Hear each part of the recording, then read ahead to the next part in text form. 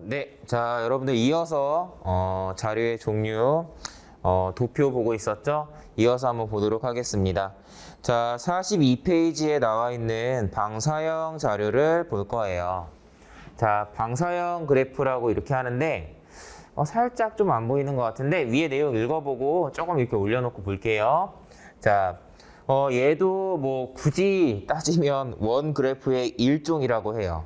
저는 솔직히 말하면 이거랑 원 그래프랑 무슨 차이가 있어, 무슨 관계가 있어, 뭐 이런 느낌이 들지만 어쨌든 원의 형태로 어떤 값들을 이렇게 둘러놓고 원의 중심으로부터 이렇게 많이 떨어져 있냐 가깝냐 뭐 이런 걸로 자료를 표현하는 거죠. 자, 그런 애들이고요. 자, 근데 뭐 이런 것들은 여러 항목과 변수를 동시에 시각적으로 표현하고 대소 비교할 때 좀 많이 쓰는 거예요. 구체적으로 이 수치가 얼마냐라는 거는 우리가 자세히 눈금을 막 보면서 체크를 해야겠지만, 길이를 봐야겠지만, 누가 요 항목에 대해서 높고 낮음 정도는 바로 보이잖아요. 그런 식으로 대소 비교할 때 좀 많이 쓰는 자료고요. 요 자료를 조금 더 이렇게 받쳐놓고 보면 여러분들 이런 형태의 자료 어디서 많이 보지 않았어요? 저 같은 경우는 저는 또 이제 컴퓨터 오락 같은 거 좋아해서 컴퓨터 게임을 하다 보면 뭐 캐릭터들의 어떤 능력치 같은 거 있잖아요. 그런 것들을 막 이런 식으로 표현하기도 하죠. 그래서 뭐 얘네가 이렇게 뭐 얘네는 되게 여러 가지 항목인데 넓은 범위에 이렇게 막 있다라고 하면 다양한 부분에서 정말 이게 얘네가 뭐 어떤 수치가 다 높구나 라는 게 보이는 거고, 어느 쪽으로 좀 치우친 자료가 있다거나 특별히 이렇게 부족한 부분이 보이면 이 부분만 뭔가 상대적으로 좀 부족하구나 라는 게 좀 보이죠. 그래서 우리가 막 흔히들 이것저것 다 잘하는 사람을 육각형 능력치를 갖고 있다고 이렇게 얘기하는 게 뭐냐면, 6가지 능력치에 대해서 다 고르게 높은 능력치를 갖고 있으면 육각형의 모양이 나오겠죠.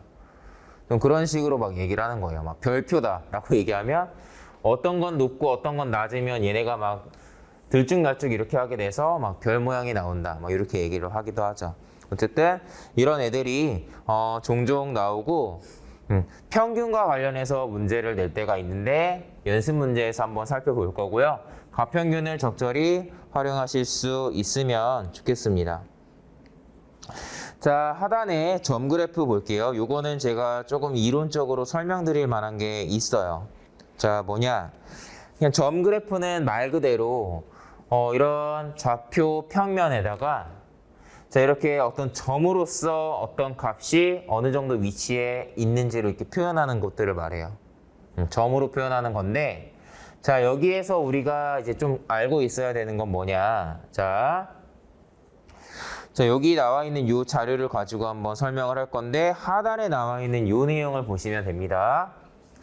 자, 이런 점 그래프는요, 함수의 그래프를 활용한 경우가 많아요.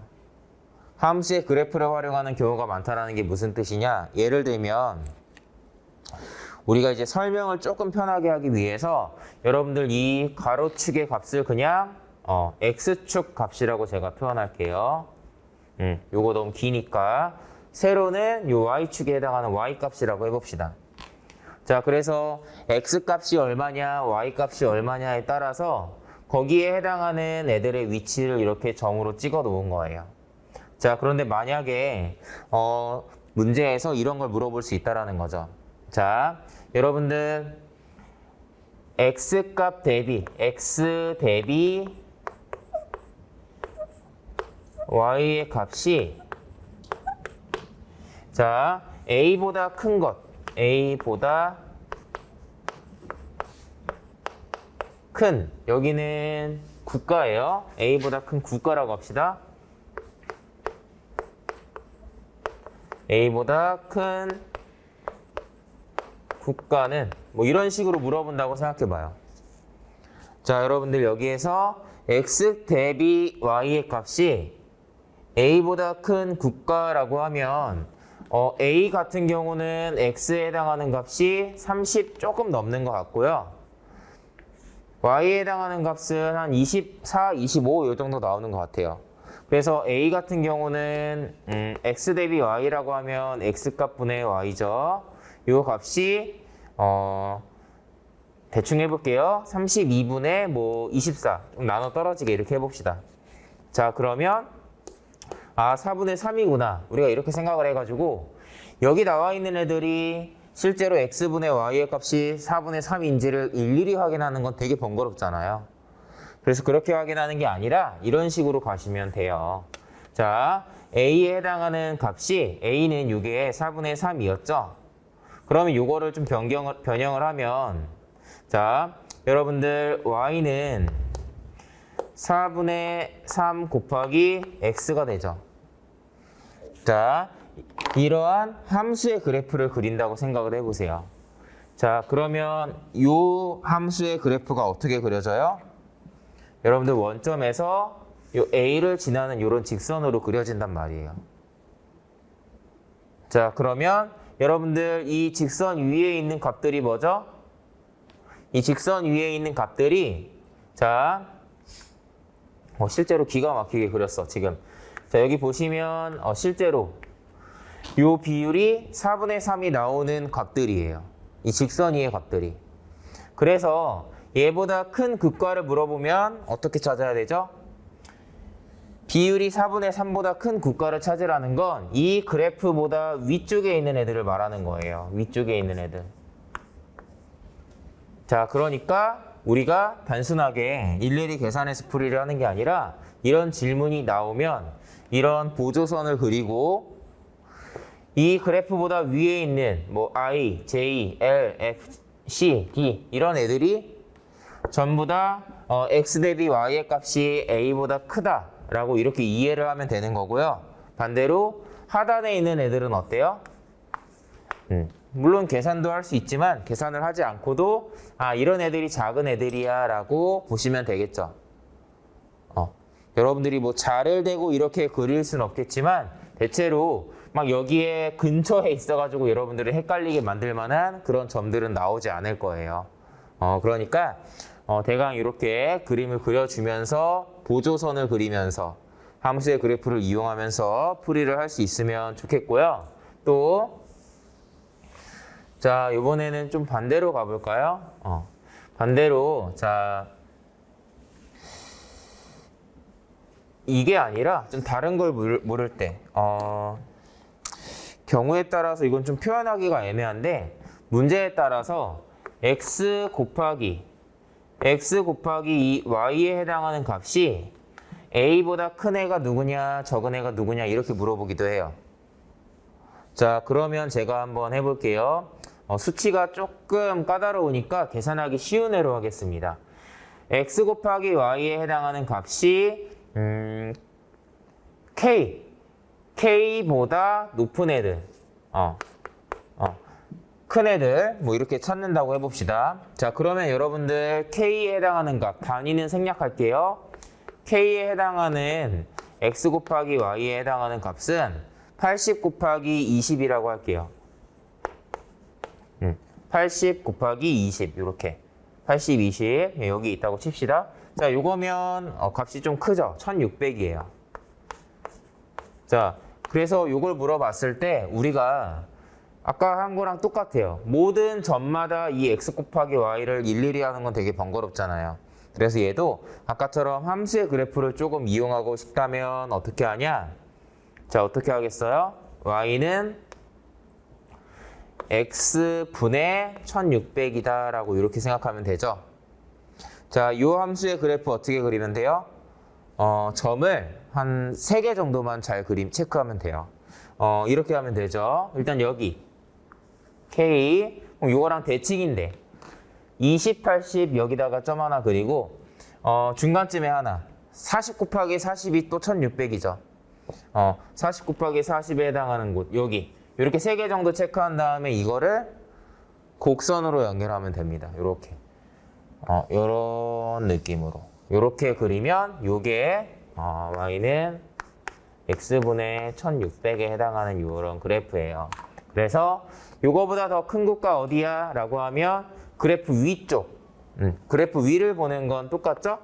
그래서 이 애들이다 라고 판단하면 되고, 낮은 애들은 여기 좌측 하단에 나와 있는 IJL 뭐 이런 애들을 확인하시면 되는 거죠. 함수의 그래프를 이렇게 활용하는 문제가 점 그래프에서는 조금 나오니까 여러분들이 기억을 꼭 하셨으면 좋겠고요. 자, 얘네들은 이런 원리에 의해서 함수의 그래프로 변환이 되는 겁니다. 자, 넘어가도록 할게요. 자, 그 다음은 바로 오른쪽에 있는 거푸명 그래프예요. 바로 그래프 보면서 한번 설명을 해볼게요. 거푸명 그래프는 점 그래프보다 그냥 자료가 하나 더 나오는 애다라고 생각하시면 돼요. 얘네도 지금 보면 뭔가 이런 거품 같은 것들이 이렇게 뭔가 모여 있죠. 이렇게 점처럼 박혀 있잖아요. 근데 그것뿐만 아니라 이렇게 원의 크기가 서로 다 다르다는 거 볼 수 있어요. 뭐냐면, 자, 이 자료 같은 경우는 자, GDP가 가로축에 해당하는 값이고요. 에너지 사용량이 세로축에 해당하는 값이고, 이 위에서 말하는 이 인구수가 이 원의 크기를 말해요. 그러니까 원의 크기를 비교했을 때 원의 크기가 2배면 인구가 2배구나 라고 이런 식으로 보는 건데, 여러분들 원의 크기를 눈으로 가늠하기가 쉽지 않죠. 넓이를. 자, 여러분들 원의 넓이를 구하는 공식이 뭐예요? 파이 r 제곱이잖아요. 이게 원의 넓이죠. 그러니까 원의 넓이는 반지름의 제곱에 비례한다라고 하거든요. 자, 그래서 여러분들이 이렇게 이해하시면 돼요. 자, 예를 들면 제가 이렇게 그린 원 요거 하나랑, 자, 그 다음에 옆에다 그린 요 원 하나, 이렇게 두 개를 비교해 봅시다. 자, 얘는 요 지름의 길이가 뭐 지름은 뭐 반지름의 2배니까 지름으로 보셔도 되는데, 어쨌든 이 지름이 이렇게 한 칸이죠. 얘는 2칸이에요. 그러니까 길이의 비율이 2배라는 거예요. 길이의 비율이 2배면 자, 넓이는 그거의 제곱에 비례하니까 길이는 2배지만 인구는 4배이다 라고 이렇게 판단하는 거죠. 자, 여러분들 지름의 비 정확하게 써줄게요. 반지름의 비는 여러분들 지름의 비랑 똑같아요.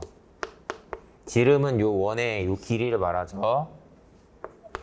이거를 말하는 거예요.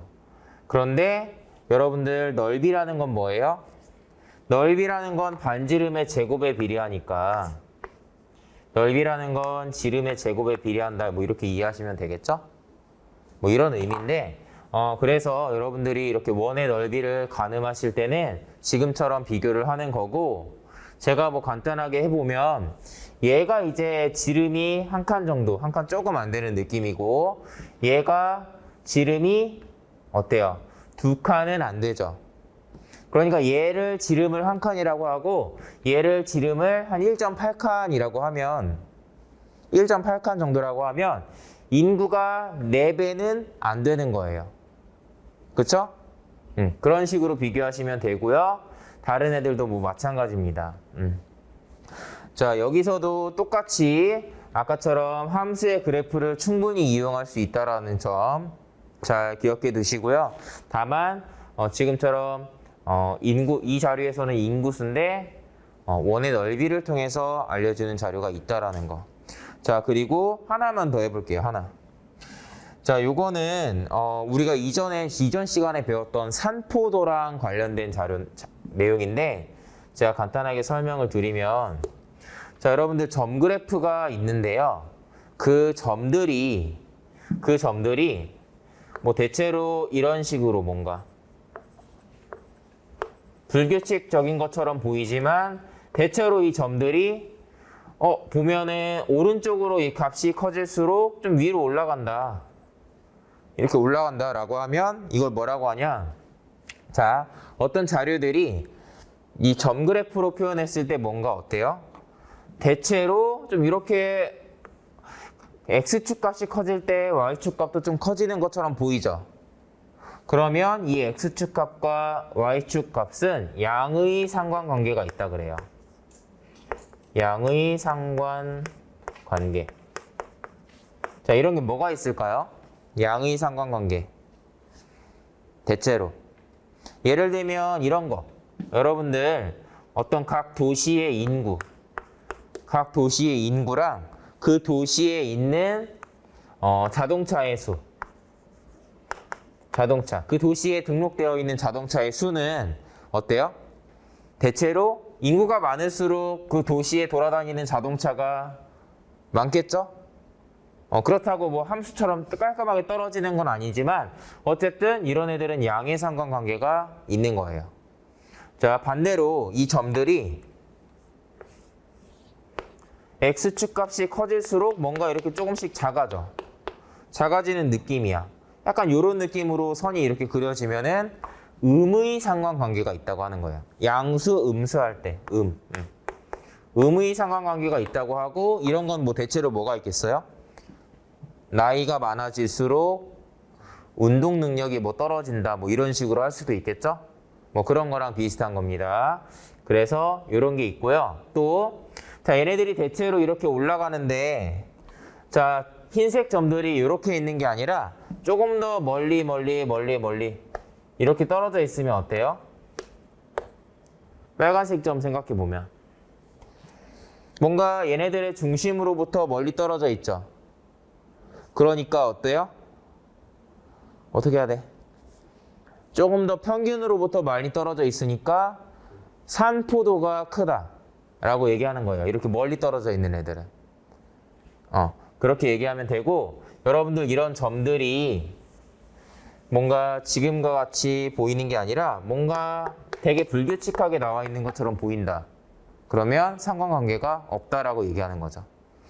여러분들이 이거 상관관계가 있는 거로 봐야 돼, 없는 거로 봐야 돼, 헷갈릴 만한 건 나오지 않아요? 누가 봐도 양의 상관관계가 있듯이 나오고, 뭐 아니면 음의 상관관계처럼 나올 테니까 그런 부분은 고민하지 않으셔도 되고요. 또 하나, 자, 이런 문제 풀 때 가끔 평균이라는 걸 물어볼 때가 있어요. 자, 아니면 뭐 합계를 물어볼 때도 있는데, 자, 여러분들 A 국가랑 B 국가의 GDP 합계 얼마냐라고 물어보면, 물론 이렇게 해서 대충 얼마, 이렇게 해서 대충 얼마 계산하면 되죠. 자, 그런데 그게 아니라 요거 3개 이렇게 물어봅시다. 요거 3개 국가의 GDP 합계가 얼마냐라고 물어보면 또 3개 이렇게 해서 확인할 수도 있어요. 근데 그게 아니라 이런 식으로 확인할 수도 있어요. 자, 여러분들 A랑 B 국가에 이렇게 A랑 B가 이렇게 있으면 요거의 정 가운데쯤 있죠, 여기. 가로로 봤을 때 정 가운데쯤. 요게 얘네들의 GDP 평균이에요. 그러니까 대략적으로 한 요 정도가 GDP 평균이니까 6,200이라고 할까요? 전체 합계는 12,000 얼마겠구나 라고 이렇게 확인할 수도 있고, 평균은 대략적으로 요 정도구나 라고 어떻게 하면 되냐면, 가운데가 어디쯤인지 뭐 이런 식으로 체크하는 거예요. 얘네들의 정 가운데가 3개일 땐 어떻게 할까요? 여러분들 잘 봐봐요. 3개. 다시 얘기하면 A랑 B랑 H의 이 3개 국가의 GDP 평균이 얼마냐라고 물어보면 어떻게 확인하겠어요? 물론 계산할 수 있어요. 근데 계산을 조금 안 하고 대강 이렇게 좀 보고 싶다라고 할 때는 어떻게 하겠습니까? 여러분들 잘 봐봐요. A랑 B의 평균이라고 하면 여기잖아요. 근데 H가 더 왼쪽에 있죠. 그러니까 얘까지 포함하면 평균이 더 내려가겠죠. 그렇게 생각해서 평균이 조금 더 이렇게 내려가겠구나. 물론 이게 또 정가운데는 아닙니다. 정가운데는 아니지만 조금 더 뭔가 여기서 이렇게 치우치겠구나, 이런 식으로 생각하시면 돼요. 자, 반대로 한번 해볼까요? 여러분들 A랑 B랑 H의 에너지 사용량 평균이 어느 정도예요? 에너지 사용량 평균. 대체로 A랑 H의 정 가운데가 한 이쯤인 것 같아요. 근데 이게 B보다 살짝 낮으니까 이거보다 살짝 높겠다. 한 요 정도쯤이겠다. 뭐 이렇게 판단하는 거죠. 좀 감이 오나요? 자, 감이 좀 와요? 자, 이런 느낌으로 보시면 됩니다. 조금 까다롭게 한번 가볼까요? 여러분들, 이 하단에 있는 얘네들 있죠? 무려 6개 국가예요. 이 하단에 있는 6개 국가의 GDP 평균이 얼마냐라고 물어보면 그걸 우리가 직접 계산할 수도 있지만 대략적으로 파악한다면 어떻게 하죠? 대략적으로 그냥 해봅시다. 제가 봤을 때는 얘랑 얘 제일 끝에 있는 애가 평균이 한 요쯤에 있겠죠.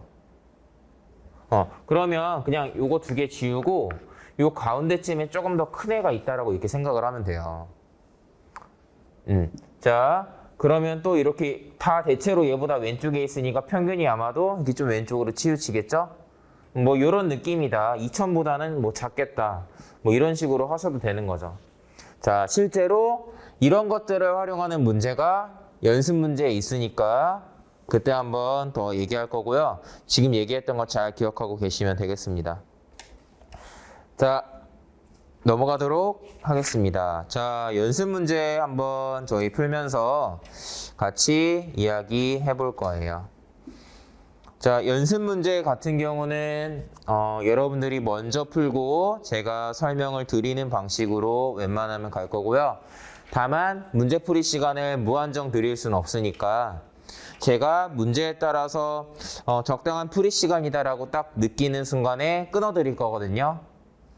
그래서 뭐 온라인으로 강의를 듣더라도 요 정도 풀이 시간 정도 안에 체크해야 되는구나 이런 생각 하시면서 따라오시면 되겠습니다. 자, 11번 한번 풀어볼게요. 11번.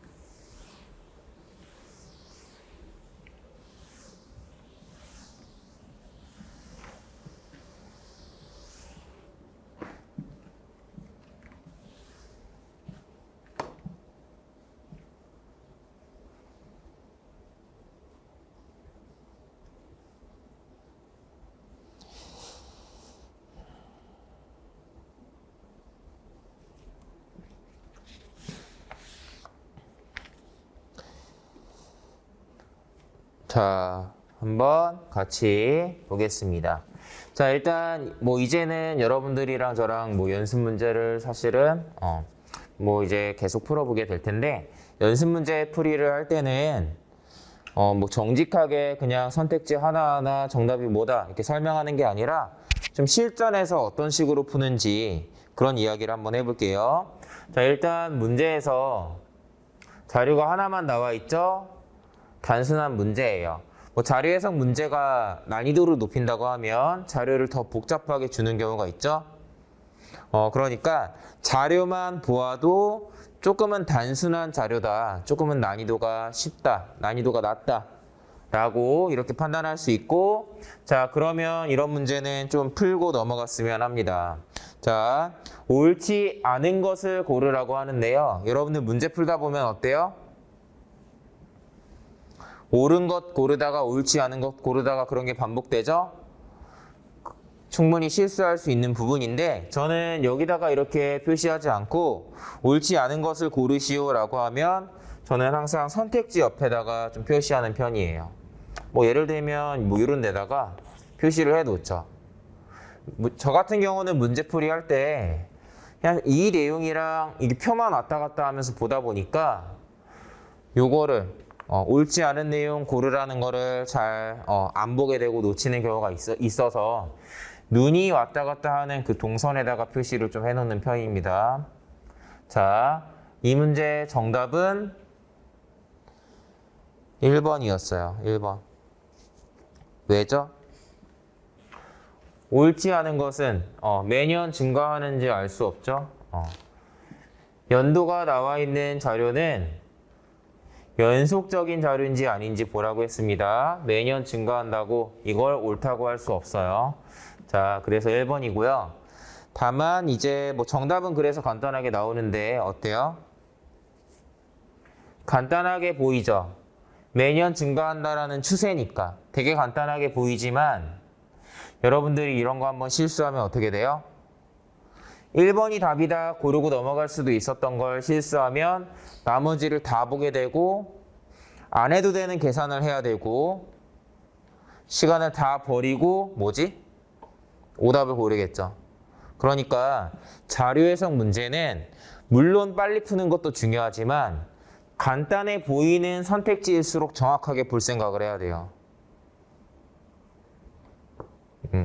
자, 그래서 좀 주의하실 필요가 있겠습니다. 나머지 중에서는 저희가 몇 가지만 좀 간단하게 보겠습니다. 자, 3번 한번 볼까요? 3번? 2번도 한번 보겠습니다. 2번. 자, 2번. 자, 2010년에 1인 가구 중 여성 가구 대비 남성 가구의 비율이 2005년에 비해서 증가했다라고 얘기하는데 이거는 숫자를 가지고 계산하지 않아도 되는 애죠. 자, 잘 보세요. 자, 여러분들 지금 여기 나와 있는 이 수치가 전체에서 그러니까 1인 가구 중에서 여성 가구가 차지하는 비중과 남성 가구가 차지하는 비중이 나와 있어요. 구성비가 나와 있죠. 얘네들이 어떻게 보면은 이 100%라는 그 수치를 나눠 먹고 있는 거예요. 둘이 합쳐서 100이니까. 즉 남성 가구가 차지하는 비중이 증가하면 당연히 여성 가구가 차지하는 비중이 주는 그런 관계인 거죠. 그러니까 단순하게 여성 가구 대비 남성 가구의 비율을 만약에 물어본다라고 하면 이걸 가지고 막 비율을 계산할 생각을 하는 게 아니라 그냥 남성 가구가 05년도 대비 2010년도에 증가했으니까 얘는 감소했겠죠. 당연히 증가했다 이렇게 보는 거였습니다. 자, 그 다음에 3번 한번 볼게요. 2000년에 여성 1인 가구 수는 95년에 비해 약 40% 증가했다라고 나와요. 자, 그러면 95년도 값이 기준이 될 거고요. 1인 여성은 여기서 이렇게 색깔 들어가 있는 요선이네요. 자, 그러니까 얘분의 얘예요. 자, 그러니까 932에서 1304가 이렇게 되었죠. 요거의 증가율이 약 40%냐라고 물어본 겁니다. 이해되시죠? 자, 그런 건데 자, 여러분들 사실은 이렇게 옮겨 쓰지 말고 가능하면 여기서 바로 계산하라 그랬어요. 사실은 자, 하셨으면 좋겠고 계산한다라고 하면 우리 지난 시간에 배웠던 거 좀 복습하는 차원에서 그냥 좀 쓰면서 계산을 하면 실제로 이렇게 증가한 량을 우리가 이렇게 차이를 구하게 되죠. 그게 차지하는 비중을 구하는 거고 자, 이게 그러면 932분의 계산이 좀 쉽지 않아요. 372인가요? 372. 자, 맞는 것 같습니다. 자, 요거의 비중이 몇 %냐? 여기다가 100% 곱했을 때 40% 정도 나오냐라고 물어보는 거니까 사실 뭐 그냥 굳이 따지자면 이게 약 0.4냐라고 이렇게 물어보는 거죠. 자, 그럼 제가 여기서 앞으로도 한번 자세히 배울 내용인데 미리 맛보기 하는 느낌으로 알려드릴게요. 자, 여러분들 이런 거 물어보면 우리가 물론 나눗셈을 할 수는 있어요. 372를 932로 나눌 수도 있지만 저는 개인적으로 뭐 할 수는 있어요. 하지만 NCS에 나오는 모든 나누기를 다 이렇게 계산한다 그러면 저는 풀이 시간이 많이 부족할 거라고 생각해요. 그래서 계산을 간단하게 할 수 있었으면 좋겠고 뭐 방법 중에 뭐 여러 가지가 있는데 여기서는 일단 하나 소개하면 자, 여러분들 이거 약 0.4죠. 그러면 얘를 여기다 이렇게 곱해도 돼요? 자, 곱해 볼게요. 한번. 372는요. 자, 이게 등호가 아니에요. 등호가 아니죠. 자, 932에다가 0.4를 곱한. 그러니까 932의 40%에 해당하는 값을 실제로 구해보고 걔랑 비슷하냐라는 걸 확인하는 거예요. 물론 얘라고 해서 뭐 아까랑 뭐 다르냐 뭐 얘기할 수는 있겠지만 그냥 한번 일단 해보겠습니다. 나중에는 훨씬 간단하게 계산하는 방법을 배우긴 할 거예요. 자, 이거 얼마죠? 3, 7, 2, 8인가요? 4, 2, 8, 12, 16. 맞죠? 자, 그러면 이렇게 나오네요. 자, 그러니까 이거 계산하면 372.8이에요. 물론 이 정도면 비슷해요. 그죠? 약이라고 할 만한데 자, 조금 더 제가 차이를 줘볼게요. 만약에 이게 얘를 바꾸는 게 맞겠죠?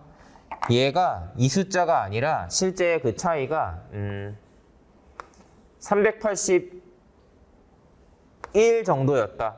그럼 여러분들 이거 갖다고 놓을 수 있어요?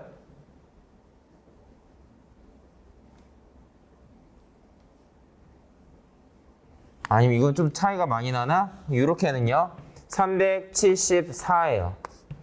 만약에 374였고 실제 40%에 해당하는 값이 얘예요. 1.2 정도 차이 나는데 이거 맞다고 해야 될까요? 그 기준을 알려줄게요. 그 기준을 뭐냐면 자, 여러분들 얘는 사실 40%라고 했지만 여기서 얘기하는 약 40%라는 거는 물론 유효 숫자가 얼마인지까지는 뭐 나와 있는 건 아니지만 우리가 이걸 이렇게 이해해야 돼요. 얘는 계산했을 때 39.5%에서 40.5% 사이에 해당하는 값일 때 약 40%다라고 이렇게 얘기하는 거예요. 맞죠? 자, 그러면 잘 봐요. 뭘 보냐면 지금 우리는 40%로 계산을 했는데 사실은 0.5% 앞뒤로 나오는 값도 맞았다고 보는 거죠. 그러니까 만약에 우리가 이렇게 계산을 했는데 당연히 같은 값이 안 나올 거고 대체로 같은 값이 안 나올 때 어디까지 정답으로 인정해야 되냐라고 생각하면은 여러분들 얘 932의 1%, 0.1%가 아니 1%가 얼마죠? 932의 1% 이거 계산 안 해도 되죠? 9.32예요. 그쵸? 그러니까 39.5랑 40.5가 1% 차이만큼 범위가 이렇게 나와 있죠? 그 범위가 9.3만큼의 범위라고요. 그러니까 아래로 뭐 4.6, 위로 4.6인 거죠. 다시 얘기하면 여기에다가 플러스 마이너스 4.66에 해당하는 값들도 여러분들이 전부 다 맞았다고 봐야 되는 거예요. 그래서 따지고 보면은 이게 37.7 이렇게 나왔어도 맞다고 해야 되는 거죠. 37.7이었으면 조금 여러분들이 의아해 할 수도 있죠. 약간 이것도 맞았다고 해야 되나 이렇게. 근데 이 범위를 생각하면 이렇게 맞았다고 해야 되는 거죠. 이렇게 푸는 거를 이제 뭐라고 하냐면 이제 역산을 한다고 하는 거예요. 역산. 이걸 직접 나눗셈을 하는 게 아니라 이게 얘니까 이렇게 곱해가지고 거꾸로 찾아가자라는 느낌으로 역산으로 계산을 한다는 건데 이렇게 역산으로 계산하실 때는 근사값이랑 계산을 하면 당연히 이게 같게 안 나오거든요. 안 나오는 경우가 많을 거예요. 그때 정답이라고 인정할 수 있는 범위가 범위를 따져봐야겠다. 아, 조금 애매하다. 이런 숫자 좀 애매하다라고 하면은 이것까지 봐야 되는 거죠. 자, 이런 것도 있습니다. 나중에 이런 식으로 푸는 게 편한 문제들을 제가 한번 보여드릴 거예요. 그때 같이 한번 좀 더 자세히 얘기할 텐데, 결론은 지금 뭐 기회가 돼서 한번 같이 풀어봤지만, NCS의 계산이라는 건 어쨌든 어떤 내용이 옳고 그름을 판단할 때 활용하는 계산이라는 건 다양한 게 있다 라는 거 알아두시고, 이럴 때 애매할 때 어떻게 해야 되는지 이런 기준도 잘 알고 계셔야겠죠. 자, 그래서 얘는 일단 이렇게 한번 설명하겠습니다. 자, 그리고요 하나 더 그냥 얘기하면, 요거 아까 얘기했던 거 포인트라는 단위 쓰는 거, 요거랑, 자, 여러분들 1인 가구는 1인 가구가 10가구면 1인 가구인 사람은 10명이란 뜻이죠. 말 그대로 1인 가구니까 가구 수 이퀄 사람 수란 말이에요. 그래서 요 5번에 나와 있는 사람 수를 묻는 내용이지만 가구 수가 이퀄 사람 수기 때문에 가구 수로 비교를 해도 되고, 만약에 여러분들 2인 가구가 나왔으면 어떻게 해야 되겠어요? 2인 가구가 만약에 위에 나온 자료가 다 2인 가구였다 그러면 2인 가구인 사람의 수를 물어볼 때 곱하기 2를 하겠죠? 그런 부분 충분히 자료 해석 문제에서 언급될 수 있습니다. 그런 부분도 한번 확인해 보시면 좋겠네요. 자, 그래서 지금은 다양한 자료, 이게 가구 수니까 가구 수에 대해서 얘기할 만한 게 있는 거고, 연도가 나와 있는 시계열 자료니까 그거 가지고 얘기할 게 또 있는 거고, 수치 가지고 또 얘기할 게 이렇게 있는 건데, 오늘 강의의 목표가 여러분들 다양한 형태의 자료가 나왔을 때 얘네들을 올바르게 해석할 수 있냐, 뭐 그런 걸 묻는 거니까요. 자, 이런 부분 신경 쓰시면 되겠다라고 생각하시면 됩니다. 자, 바로 오른쪽에 있는 12번 한번 여러분들 풀어보겠습니다. 자, 12번 문제 풀어보시고요. 이 문제는 풀이하는데 좀 시간이 걸릴 만한 문제예요. 그래서 제가 시간을 한 1분 30초 정도는 드릴 계획입니다. 자, 한번 풀어보시고 설명 이어가는 걸로 하겠습니다.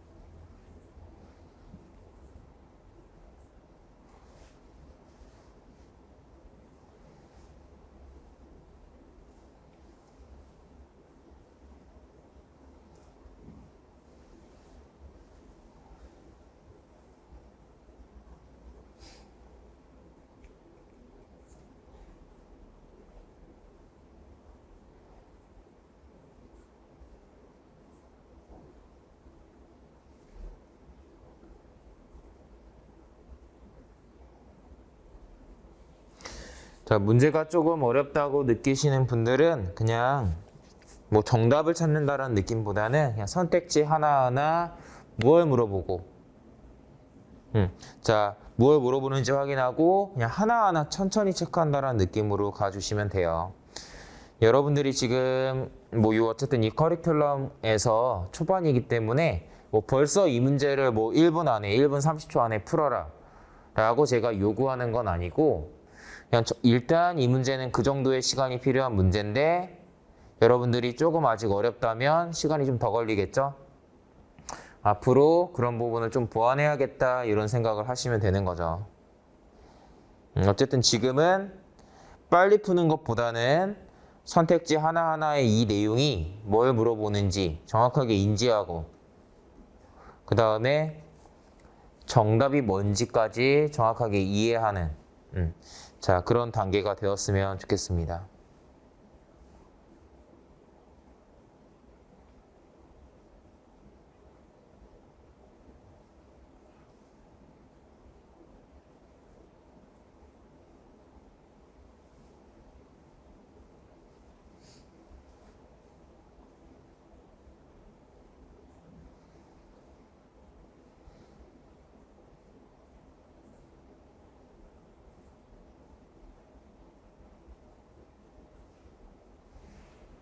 자, 여러분들 시간을 너무 많이 들였어요. 자, 한번 제가 풀어보겠습니다. 자, 12번. 자, 다음 그림은 08년도 스마트폰 시장 상황에 대한 자료래요. 자, 이에 대한 설명으로 옳지 않은 것은 물어보고 있고요. 자, 그 다음 잘 보세요. 첫 번째 자료는 원 그래프예요. 그래서 여기 나와 있는 값들이 퍼센트라고 나와 있죠. 점유율. A사의 점유율이 41.2%다. 이런 의미로 받아들이시면 되는 내용이고 점유율의 기준이 판매 대수래요. 예를 들면 여러분들 어떤 시장 규모를 얘기할 때는 대체로 매출액 같은 걸로 얘기해요. 똑같이 스마트폰을 한 대씩 팔았다고 해도 그 가격이 다를 수 있으니까. 근데 점유율 같은 경우는 얼마나 많은 사람들이 어떤 회사의 스마트폰을 사용하고 있냐, 구입했냐, 그 대수로 보통 많이 나타내는데 그래서 여기서 판매 대수 기준이라고 나와 있죠. 그리고 자, 여러분들 아래 자료는 전년 대비 증가율이 나와 있어요. 그러니까 07년도 대비 08년도의 판매 대수가 몇 퍼센트 증가했냐라는 내용이 나와 있고 선택지를 보시면 자, 판매 대수가 누가 많냐? 판매 대수가 2배 이상이다. 판매 대수를 계속 물어보죠. 자, 그래서 이 문제를 풀 때는 어떻게 풀어야 되냐? 자, 지금 이 점유율이 판매 대수 기준으로 나와 있는 거기 때문에 이 점유율을 그냥 판매 대수로 봅니다. 무슨 말이냐? 41.2%이지만 얘가 B사의 2배가 된다는 건 보이죠? 대수는 몰라도 2배일 거라는 건 보인단 말이에요. 여기 나와 있는 값들이 이 전체 100%에 해당하는 그 기준을 동일하게 갖고 있기 때문에 이렇게 서로 비교가 가능한 거고 그래서 어떻게 하냐? 전체를 예를 들면 1000대라고 할까요? 그러면 A사 같은 경우 어때요? 여러분 A사의 08년도 판매량이 412대다. 이런 식으로 확인을 하게 되는 거죠. 이런 식으로 이해를 하고 풀이를 하는 거예요. 제가 미리 다 써보겠습니다. 어차피 써야 돼서. 자.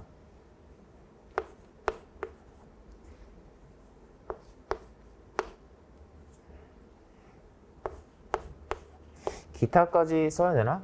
기타 199 이따 쓰겠습니다. 자, 요거고요. 자, 그 다음에 얘네들이 전년 대비 몇 퍼센트 증가했냐 이렇게 나와 있는데요. 전년 대비 증가율이라는 걸 봤을 때 여러분들은 이렇게 쓰면서 풀 필요는 없어요. 저는 설명을 위해서 쓰고 있는 거니까. 자, 여기 나와 있는 내용이죠, 요게. 80, 140. 자, 10. 110%. 자, 이렇게 바뀌었다는 내용이 나와 있습니다. 자, 그 다음에 이제 선택지를 한번 보겠습니다. 이제 요거 보면서 선택지 한번 볼게요. 자, 일단 선택지 1, 2, 3번만 한번 보겠습니다. 자, A에서 E사 중에 07년도 스마트폰 판매 대수가 가장 많은 회사는 지금 자료에는 08년도 점유율이 나와 있고 08년도의 점유율을 판매 대수로 그냥 보자고 했습니다. 자, 그리고 이 값이 07년도 대비 몇 퍼센트 증가했냐라는 내용이 나와 있죠. 자, 이걸 이용해서 07년도에 해당하는 값을 찾으라는 거예요. 07년도에 해당하는 값을. 자, 그러면 이거는 정석대로라면 어떻게 구하냐? 이거를 뭐 A 다시라고 할까요? 이 A 다시에 해당하는 값에다가 여기에서 20% 감소했으니까 여기다가 0.8을 곱한 값이 412다. 이렇게 놓고 이걸로 얘를 이렇게 나눠서 계산을 하는 거거든요. 근데 여러분들 이 계산을 매번 이렇게 일일이 하는 게 되게 귀찮잖아요. 그러니까 이런 류의 문제에서는 그냥 이렇게 봐요, 저는. 자, 좀 비율에 대한, 숫자에 대한 감각이 조금 필요하겠죠? 어떤 숫자가 20% 감소해야 얘랑 비슷할까요? 간단한 숫자로 보는 거예요. 여러분들 500이라고 하면 500대에서 20% 감소하면 100대 감소하는 거죠. 500대에서 20% 감소해야 400대 되는 거예요. 근데 얘는 그거보다 많으니까 07년도의 값은 500대보다는 조금 더 많았겠구나. 이런 느낌으로. 뭐 그렇다고 아주 많은 것도 아니겠죠. 자, 얘는 어때요? 80%나 증가해서 얘가 됐대. 어떤 숫자에서 80%가 증가하면 얘랑 비슷해질까요? 100에서 80% 증가하면 180이 되는 거죠. 110에서 80% 증가하면 그러면 88 증가하는 거니까 198 이렇게 되죠. 거의 비슷해지잖아요. 그러니까 얘는 거의 110 정도다. 110 정도였겠다라고 이렇게 봐도 되고, 아니면 얘보다 좀 더 정확하게 하고 싶으면 얘보다 살짝 작을 거야. 뭐 이렇게. 물론 나눠 떨어지겠죠? 88. 88 증가하면 198이니까. 자, 그 다음에 얘. C는요. 140% 증가했다는 건, 이거는 140% 증가했다는 건 2.4배가 됐다는 뜻이에요. 이거는 2.4배가 됐다는 뜻이니까 2.4배가 됐을 때 108이 될 만한 거? 여러분들 40에서 2.4배 증가하면 96이고요. 50에서 2.4배 증가하면 120이에요. 걔네의 사이니까 얘는 대략 그냥 한 45 정도? 이렇게 가셔도 됩니다. 자, D는요. 10% 우리가 좋아하는 숫자예요. 10% 증가했을 때 43이래. 40에서 10% 증가하면 얼마예요? 44죠? 그러니까 얘는 42 조금 안 돼요. 자, 얘는요. 110%면 2배 정도 된 거죠? 2배 정도, 2배보다 조금 더 올라가서 42가 됐다? 한 20 정도였나 봐. 사실 얘는 정확하게 나눠 떨어져서 20이 나옵니다. 이렇게 체크하는 거죠. 왜 이렇게 체크하냐? 이렇게 체크해도 대략 누가 더 높고 낮은지는 다 보이니까. 1번, 뭐 비교할 것도 없죠. 2번, C사의 판매 대수가 E사의 2배 이상이다. 2배 이상이죠. 선택지 3번. 3번 2배 이상입니다. 확인되죠? 선택지 2번이었어요. 선택지 3번. E사의 판매 대수 증가량은 A사의 판매 대수 감소량보다 많다. E사의 판매 대수 증가량은 22대인데 A사의 감소량은 거의 뭐 한 100대 정도 감소했으니까. 이게 잘못된 내용이다라고 확인하실 수 있었습니다. E사의 판매 대수 증가량은 20대 정도예요. A사의 판매 대수 감소량은 대략 100대 정도 우리가 아까 체크했었죠? 그러니까 요 내용이 잘못됐다라고 확인하시면 되는 그런 문제였습니다. 네, 자 이렇게 한번 풀어봤습니다. 여러분들도 점유율로 나와 있었지만 판매 대수를 그 점유율을 이용해서 간단한 자연수로 이렇게 보고 풀 수 있으면 좋겠고요. 특히 증가율 또는 변화율이 나왔을 때 전년도 값을, 그러니까 변화하기 전의 값을 유추할 때 정확하게 엄밀하게 따져야 되는 문제는 많이 나오진 않을 거예요. 자료 해석이라는 게 대체로 적당히 계산하는 능력을 필요로 하기 때문에 이런 식으로 적당히 유추하는 능력, 이것도 한번 복습하실 때 연습 한번 해보시면 좋겠습니다. 자, 일단 3번까지만 이렇게 해설하고 넘어갈 겁니다. 자, 저희 일단 여기까지 풀고요. 저희 쉬었다가 13번부터 이어서 가도록 하겠습니다.